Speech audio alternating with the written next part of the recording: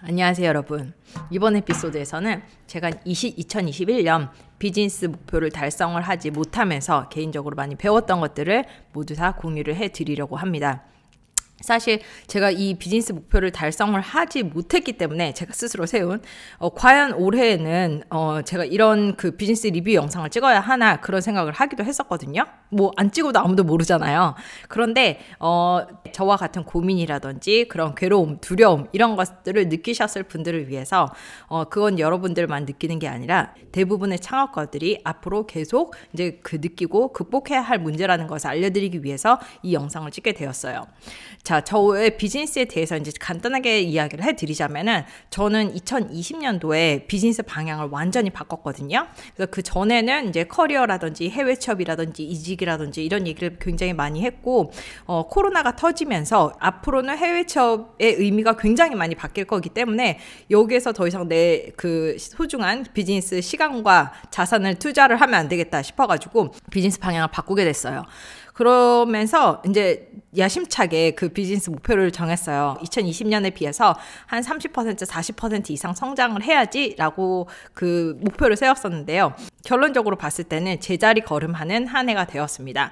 만약에 자세하게 제가 각 월별로 얼마를 벌었고 그래서 전반적으로 얼마를 벌고 얼마를 썼는지 이런 것들을 이루기 위해서 어떤 것들을 실행을 했는지 요걸 자세히 보시고 싶으신 분들은요. 제가 지난번에 발행을 한 이 그 파트 1 2021년 비즈니스 리뷰 요 블로그 포스트를 아래에다가 링크를 걸어둘 테니까 읽어보시기 바랄게요. 만약에 지금 비즈니스를 하고 계시거나 아니면 비즈니스를 시작하려는 분들께는 새로운 영감을 드릴 수 있을 것 같아요.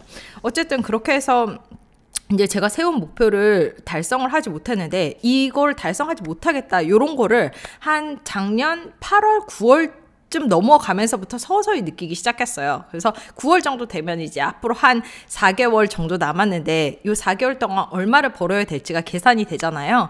그래서 계산을 해봤는데 요거를 빡 벌기 위해 막 열심히 프로모션도 해봐야 되겠다. 그래서 하기도 했는데 첫 번째로 제가 준비했던 그런 새로운 프로그램이 이제 캔슬이 되게 됐어요. 그러면서 내가 생각으로 했던 30% 40% 성장률은 올해는 못하겠구나가 거의 이제 서서히 다가왔는데요. 그러면서 약간 우울하고 두렵고 내가 과연 CEO로서 그릇이 되는 사람인가 막 내가 정말 이거 해야 되나 그런 생각까지 들었어요. 그래서 제가 이 시기를 빠져나오기 위해서 곰곰이 생각을 했고 또 나름대로 결론을 내렸던 것 중에 이제 몇 가지가 있는데요. 우선 가장 첫 번째는 내가 지금 이거를 왜 하는가에 대해서 명확하게 알고 있어야 된다는 거예요. 제가 얼마 전에 읽은 그런 포스트 중에 그 마켓컬리 김스라 대표님께서 이런 말씀을 하셨더라고요. 죽을 때 후회할 것 같을 때만 창업을 해라.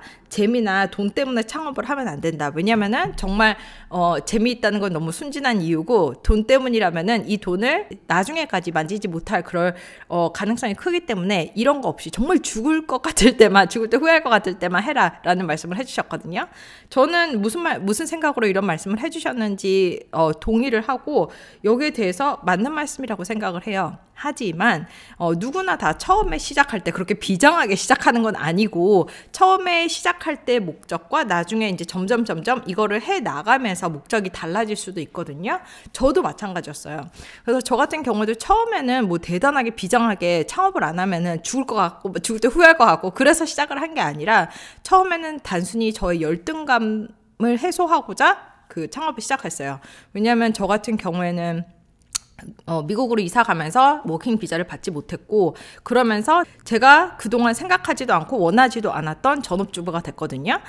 그래서 이런 제 자신을 다른 사람들하고 비교해보니까 뭐 전업주부가 나쁘다는 게 아니라 거기서 만족하면 상관이 없지만 저는 만족을 못하는 사람인데 저 스스로를 막 일 열심히 하고 막 정말 자기만의 그 일과 커리어를 쌓아가는 그런 다른 그 또래 여자분들을 보니까 너무너무 그런 열등감이 심해지는 거예요. 그래서 나도 뭔가 새로운 걸 해낼 수 있는 사람이란 걸 나와 다른 사람한테 증명해 보이고 싶다는 생각이 커서 처음에는 창업을 시작을 했어요. 그랬는데 이런 창업을 계속 하다 보니까 이런 키우는 재미, 새로운 것을 배우는 재미, 마케팅, 세일즈 하는 것의 재미, 그 다음에 사람들이 나한테 정말 원하는 결과를 얻었다고 감사함을 표시한 때 뭐 이런 새로운 것들을 막 접하다 보니까 이런 거에서 오는 희열이 되게 커지더라고요. 그래서 나중에는 조금 더 그 긍정적인 영향을 미칠 수 있는 사람, 세상에 필요한 사람, 막 이런 사람이 되기 위해서 내가 이거를 더 열심히 해야지라는 생각도 들고요. 그러다가도 이제 여기서도 또 이제 한 단계 진화하다 보니까 그 다음부터는 이 비즈니스가 제가 원하는 삶을 살게 해주는 좋은 수단이라는 생각을 하게 됐어요. 그래서 내가 원할 때까지 원하는 방식으로 일을 하면서 원하는 라이프 스타일을 갖게 해주는 게 내 비즈니스다라는 생각을 했거든요. 이게 무슨 말이냐면은 제가 회사를 다닐 때는 누군가의 허락 없이 새로운 포지션에 가서 새로운 무언가를 시도하는 게 거의 불가능하잖아요. 누군가가 반드시 허락을 해서 저를 거기다 꼽아줘야 되는 거잖아요. 그런데 비즈니스를 하면 그런 누군가의 허락 없이 내가 원하는 분야에서 성장을 하기 위해서 나는 그거를 해볼 수 있어. 도전할 수도 있고 거기에서 내가 거기서 더 성장하는데 나한테 투자할 수도 있고 이제 그런 것도 가능하고 아니면 내가 원하는 라이프 스타일, 내가 피곤하고 쉬고 싶을 때 아무것도 안 하고 쉬고 싶어. 그리고 내가 무언가를 배우고 싶은데 내 시간을 투자하고 싶을 때 누군가의 허락 없이 그런 걸 할 수 있고 그리고 내 딸이 원할 때 걔랑 놀고 아니면은 걔랑 뭐 몇 주 동안 여행 가고 이런 거 하고 싶어. 그거는 다 내 의지에 따라 달린 거잖아요. 내가 결정할 수 있는 거잖아요. 그런 삶을 살게 해주는 게 저의 비즈니스라고 생각을 했어요. 그래서 이런 원하는 삶을 살기 위해서 이 비즈니스를 탄탄하게 다져야 되겠다라는 목표를 가지게 됐습니다. 그렇기 때문에 지금 당장 내가 뭐 30% 이상 순수익이 오르지 않았어도 40% 순수익이 오르지 않았어도 그런 삶을 살게 해주고 있고 내년에도 그런 삶을 살게 해주게끔 내가 이 비즈니스를 만들 수 있다면은 괜찮은 거잖아요. 그래서 내가 왜 지금 이 비즈니스를 하는지 여기에 대한 목적을 아는 게 굉장히 중요할 것 같아요. 단순히 처음에 뭐 한 달에 뭐 부수입 뭐 100만 원, 200만 원 더 벌기 위해서 이걸 한다. 그러면은 좋습니다. 그게 나쁜 게 아니에요. 그런데 그 100만 원, 200만 원이 의미하는 게 뭔지 또 생각을 해보셔야 돼요. 지금 당장 그 100만 원, 200만 원 벌어서 뭐 하게? 그러니까 내가 돈이 중요한 게 아니라 그 돈이 의미하는 것에 대해서 생각을 해보는 게 중요해요. 만약에 이게 없으면은 제가 처음에 이거를 시작할 때 말씀드렸던 그 김슬아 대표님 말씀처럼 이 새로운 단계에 진입할 때마다 나를 스텝업하고 레벨업 해야 되는 단계에 올 때마다 견딜 수가 없게 되는 것 같아요. 너무 힘들기 때문에. 그래서 대부분의 창업가들이 여기에서 굉장히 두려움을 느끼고 나는 그런 자질이 되지 않는 사람인가 봐라고 생각을 하고 쉽게 포기하게 되고 다시 이제 월급쟁이로 돌아가는 것 같아요. 지금 만약에 내가 어떤 비즈니스를 시작을 하려고 한다면 내가 왜 이 비즈니스를 하려고 하는지 그 궁극적인 목표가 뭔지, 물론 뭐 돈이 중요하지만 그 돈이 의미하는 궁극적인 목표가 뭔지를 우리가 생각을 해보는 게 중요한 것 같아요. 그래야지 이 돈을 내가 달성하지 못했을 때도 그 궁극적인 목표에 매달려서 계속 갈 수 있는 것 같습니다.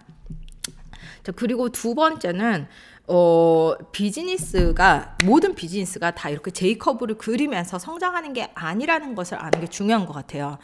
제가 이제 그 2021년에 초반까지 이제 참가했던 그룹 코칭이 있었는데 그 그룹 코칭에서 저희 코치님이 그런 말씀을 해 주시더라고요. 물론 이렇게 막 스타트업에서 우리가 미디어에서 접하는 막 J커브 멋지게 그리는 그런 비즈니스도 많기는 하지만 사실은 그렇지 않은 비즈니스가 거의 대부분이라는 거예요. 그리고 대부분의 그 창업가들은 이런 식으로 성장을 하는 게 아니라 계단식으로 성장을 한다고 해요. 제가 이게 무슨 의미인지 보여드릴게요. 자, 우리가 비즈니스를 성장할 때 보통 저 같은 경우에도 이런 식으로 성장을 했거든요.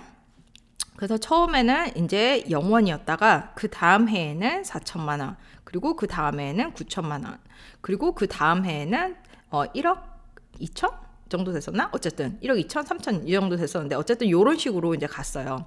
그래서 여기에서 이제 그 초기에는 물론 여기 계단식에 머무르는 기간이 짧을 수도 있어요. 그래서 저 같은 경우에는 그냥 1년만 있다가 그 다음으로 점프했고, 그리고 그 다음에는 4천만 원에서도 1년만 있다가 그 다음에는 9천만 원으로 점프했고, 그리고 나서 여기 1억 2천에 가서도 여기서 한번 점프하면서 여기서는 이제 2020년, 2021년 이런 식으로 두 해가 되는 거거든요.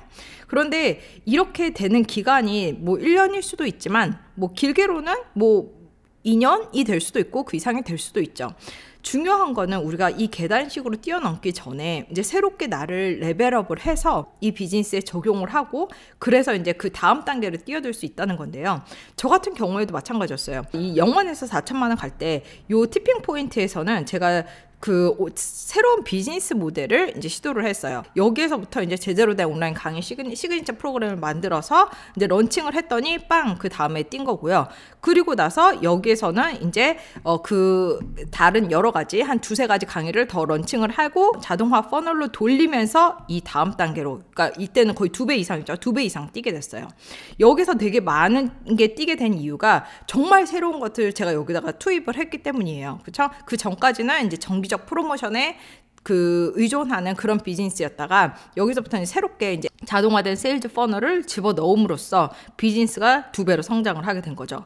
자, 그리고 나서 여기에서는 이제 또 수익성 있는 프로그램으로 수익성 있는 마켓에 들어갔기 때문에 이런 결과를 냈을 거예요.